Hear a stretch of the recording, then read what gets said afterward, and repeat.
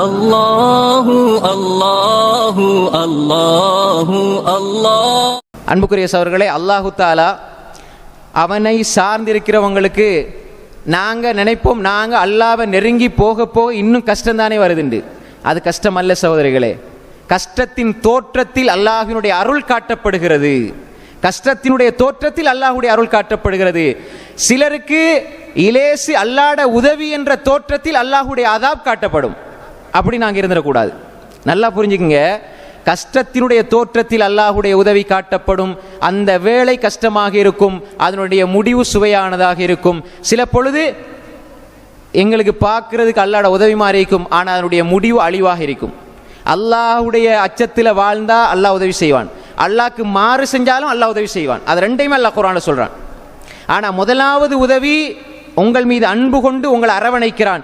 ரெண்டாவது செய்கிற உதவி அல்லாஹ் அப்படியே கொடுத்திருப்பான், திடீரென்று பிடிச்சி அடிச்சிருவான். அது ரெண்டையும் அல்லாஹ் சொல்றான். இங்க பாருங்க, யூசுப் அலைஹிஸ்ஸலாத்தோடு இருந்த 2 பேரும் வெளியேற்றப்படுறாங்க. ஆனால் ஒருவர் பணியாளராக மாற்றப்படுகிறார், காதிமாக, பணி கூலி, அதாவது பணிவிடை செய்யக்கூடிய ஒருவராக மாற்றப்படுறார். இன்னும் ஒருவர் கொலை செய்யப்படுகிறார். யூசுப் அலைஹிஸ்ஸலாத்துக்கு முன்னால் வெளியேற்றப்பட்டவங்க. ஆனால் யூசுப் அலைஹிஸ்ஸலாம் அவர்களுக்கு பின்னால், சிறிது காலங்கள் பின்னால் வெளியேற்றப்படுகிறார். அப்போ முதலாவது அல்லாஹ்வுடைய உதவி யாருக்கு வந்தது? இந்த 2 பேருக்கு வந்ததுன்னு மனிதர்கள் சொல்வார்கள். ஆனால் அவர்களுக்கு வந்தது எப்படி வந்தது?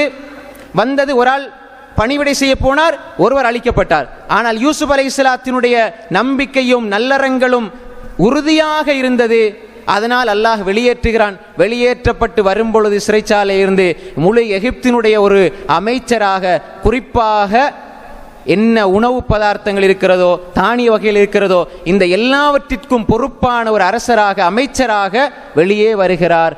தாமதித்து வருகிறார், ஆனால் கண்ணியமாக ஒரு அல்லாஹ்வுடைய புறத்தால் வழங்கப்பட்ட ஒரு பரிசாக இந்த பதவி கொடுக்கப்படுகிறது. அவங்களே கேட்கிறாங்க, இஜ்அல்னி அலா ஹஸாயினில் அர்த். எனவே அன்புக்குரிய சகோதரர்களே, அல்லாஹ்வுடைய உதவி தாமதமாகும், ஆனால் வந்தே தீரும், நிச்சயமாக வந்தே தீரும். ஆனால் எங்களிடம் இருக்க வேண்டியது அல்லாஹ் மீதான நம்பிக்கை உறுதியாக இருக்க வேண்டும். எந்த சோதனை வந்தாலும், எந்த கஷ்டம் வந்தாலும், எந்த பிரச்சனை வந்தாலும் அல்லாஹ்விடம் இருந்து துளியளவும் அல்லாஹ்வோடு கொள்கிற எண்ணத்தில் மோசமான எண்ணம் வந்துடக்கூடாது.